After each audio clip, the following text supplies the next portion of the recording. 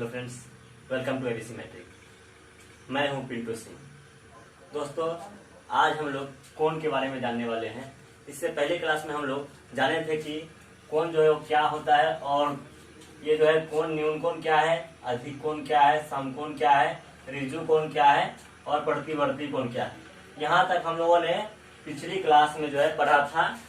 यदि यह वीडियो आप देखना चाहते हैं तो वीडियो के डिस्क्रिप्शन में लिंक है, उस पर जाके क्लिक करके आप देख सकते हैं। और इससे पहले वाले जो वीडियो था उसमें हमने आपको ये सारे के सारे चीजों के बारे में अच्छे तरीका से बताया था। आप उसको वीडियो के डिस्क्रिप्शन से लिंक पे जाकर के आप देख सकते हैं। अब हम जानेंगे आज के जो क्लास है उस क्लास में जानेंगे कि पूरक कोण क्या है, संपूरक कोण क्या है, शीर्षाभिमुख कोण क्या है और संपूर्ण कोण क्या है। इसका उपयोग कहाँ पे होता है और किस प्रकार से हम इसका उपयोग करते हैं और कहाँ पे हमको जो है इसका जरूरत पड़ता है। तो आइए जानते हैं सबसे पहले जो है पूरक कोण क्या है। नंबर है 6, पूरक कोण।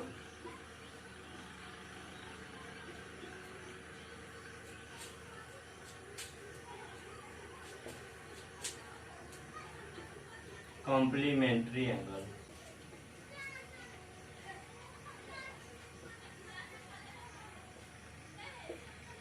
ये कॉम्प्लीमेंट्री एंगल होता क्या है? सबसे पहले पूरा कोण जो है वो एक कोण को पूरा कोण हम नहीं करते। पूरा कोण दो कोणों का जोड़ा है। सबसे पहले आपको ध्यान क्या रखना है कि पूरा कोण अकेला नहीं होता, पूरा कोण जो है वो दो कोणों का जोड़ा है। और कोणों का कैसा जोड़ा है? तो कोणों का ऐसा जोड़ा जिनका योग 90 डिग्री के बराबर हो। कोणों का ऐसा जोड़ा जिनके मापों का योग कितना डिग्री के बराबर हो? 90 डिग्री के बराबर हो, तो वो दोनों कोण एक दूसरे के पूरक कोण कहलाएंगे। तो लिखेंगे कि कोणों का ऐसा जोड़ा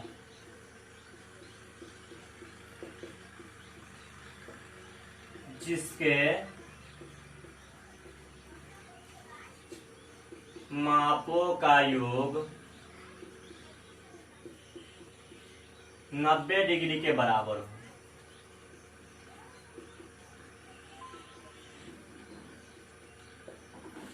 तो पूरक कोण कहलाते हैं।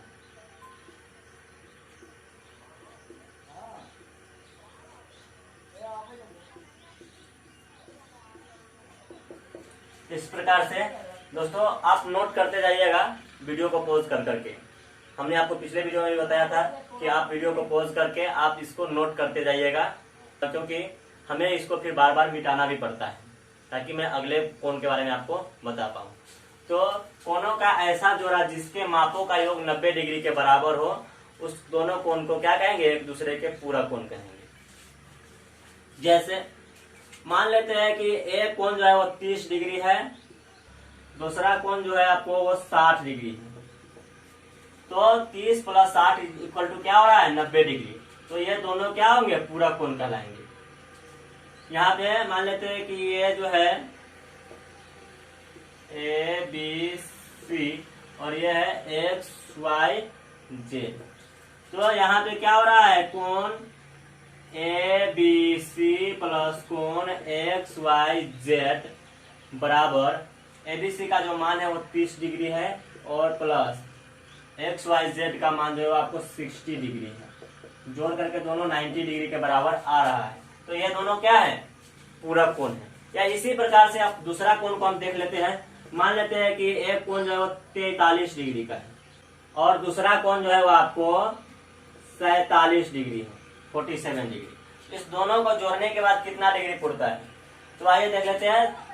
यहाँ पे 3 और 7 10, 4 और 4 8, 1 9, यानी 90 डिग्री पूरा इस दोनों का योग भी। तो ये दोनों क्या है? पूरक कोण है। तो लिख देंगे यहाँ पे भी। मान लेते हैं कि ये ए है और ये बी है। तो कोण ए प्लस कोण बी बराबर यहाँ पे भी 90 डिग्री आ रहा है, इसलिए दोनों कोण जो है पूरक कोण कहलाएंगे। आई होप आपको समझ में आ गया होगा कि पूरक कोण क्या होता है और इसका उपयोग कैसे करते हैं। अब जो है अगला कोण है संपूरक कोण। तो इसके बारे में हम लोग जानेंगे, या इसको ऋजु पूरक कोण भी कहते हैं।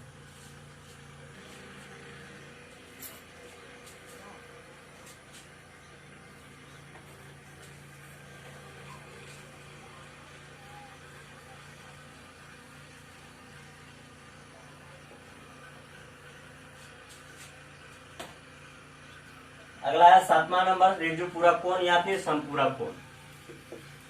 समपूरक कोण या ऋजु पूरक कोण, इसको कहते हैं सप्लीमेंट्री एंगल।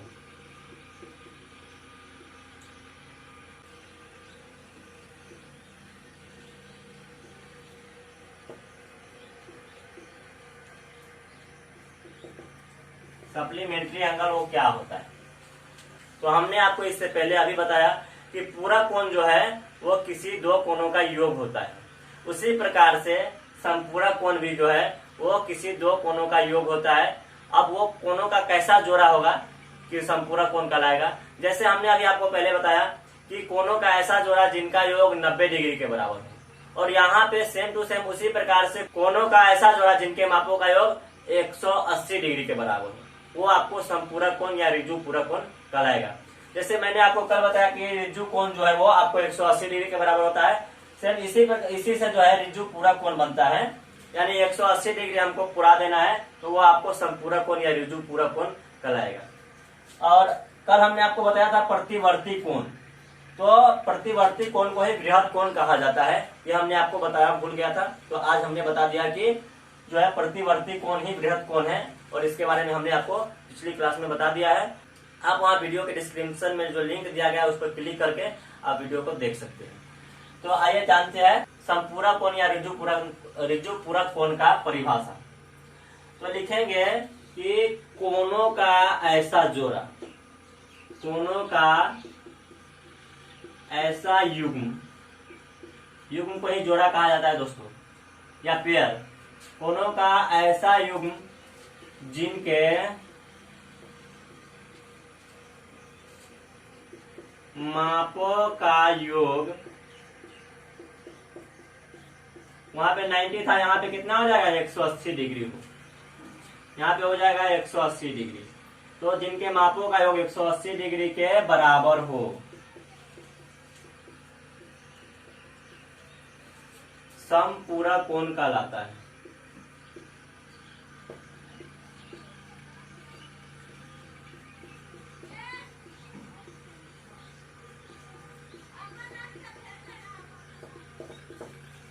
एग्जाम्पल के लिए आते हैं, आइए आपको दिखाते हैं कि समपूरक कोण कैसे बनेगा।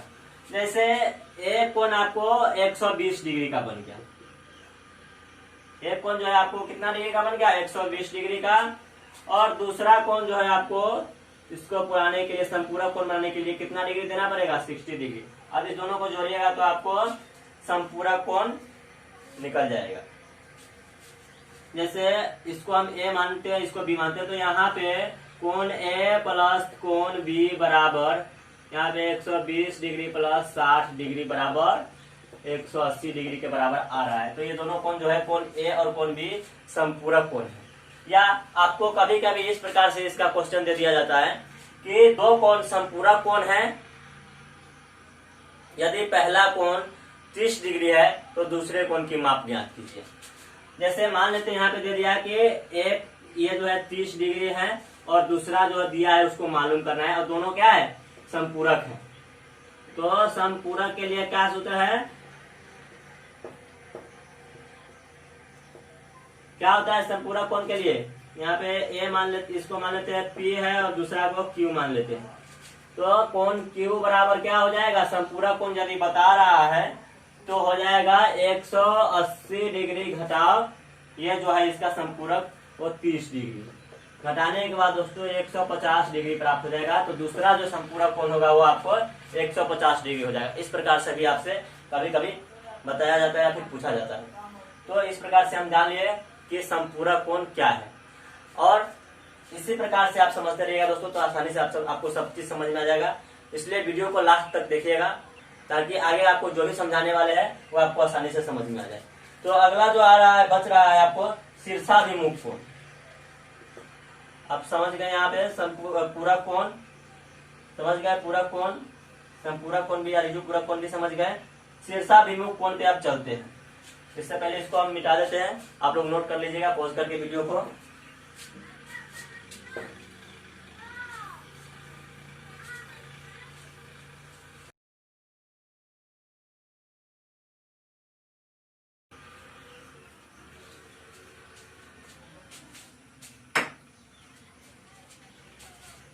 अगला है शीर्षाभिमुख कोण।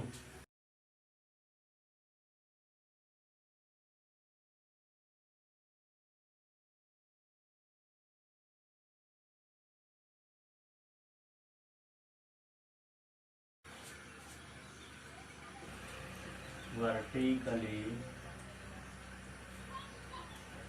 Opposite angle. Vertically opposite angle, ये शीर्षाभिमुख कोण होता क्या है दोस्तों? तो जब एक रेखा किसी दूसरे रेखा को काटती है तो आमने सामने के जो कोण बनते हैं उस कोण को शीर्षाभिमुख कोण कहते हैं। जैसे आइए समझते हैं। जब एक रेखा किसी दूसरे रेखा को किसी बिंदु पर काटती है तो जो आमने सामने का कोण बनता है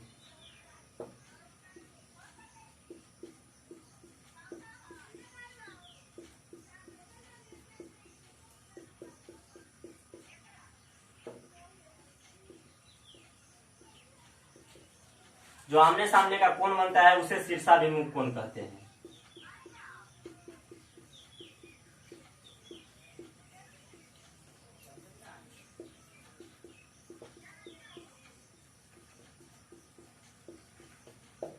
जैसे आइए हम समझते हैं कि शीर्षाभिमुख कोण है क्या, चित्र के द्वारा।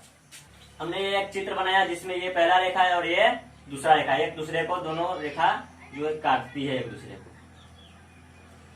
तो यहाँ पे जो कोण बनेगा ये कोण और ये कोण एक दूसरे के सामने जो कोण है वही कोण जो है शीर्षाभिमुख कोण होगा। इस दोनों कोण को क्या कहेंगे? शीर्षाभिमुख कोण। जैसे हम इसको नाम देते हैं ABCDO।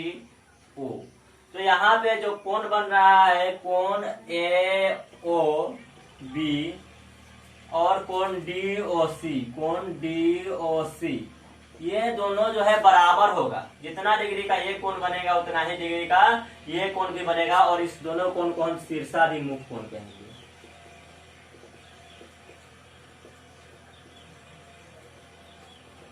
इस दोनों कोण को हम शीर्षाभिमुख कोण कहेंगे। या फिर आप इस कोण को देख लीजिए और इस कोण को, तो ये कोण जो है ये दोनों कोण बन रहा है, ये दोनों कोण भी शीर्षाभिमुख कोण कहलाएंगे। और जितना डिग्री का कोण ये होगा उतना ही डिग्री का कोण ये भी होगा। तो आप समझ गए होंगे कि शीर्षाभिमुख कोण क्या है और किस प्रकार का जो है बनता है। तो ये शीर्षाभिमुख कोण हो गया। अब चलेंगे दोस्तों, अगला जो है वो हमारे पास है संपूर्ण कोण। संपूर्ण कोण क्या है? तो संपूर्ण कोण का अर्थ होता है जो पूरा हो, संपूर्ण हो।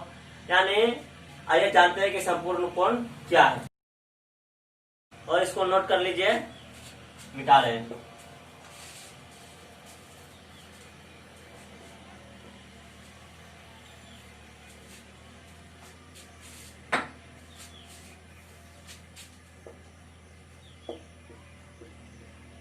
संपूर्ण कोण, कंप्लीट एंगल।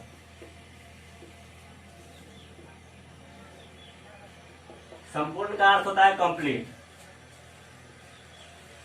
तो संपूर्ण कोण क्या है? तो वह कोण जिसका माप 360 डिग्री के बराबर हो, यानी संपूर्ण हो। किसी एक बिंदु का जो कोण का पूरा मान होता है वो पूरा आपको 360 डिग्री के बराबर होता है। उसका उपयोग कहीं पे कभी कभी आता है, संपूर्ण कोण का उपयोग हमेशा नहीं किया जाता है। तो आइए लिखते हैं कि वह कोण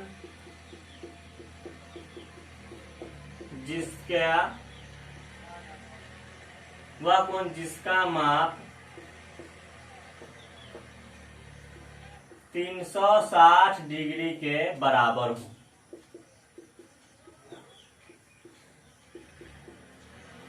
संपूर्ण कोण कहलाता है।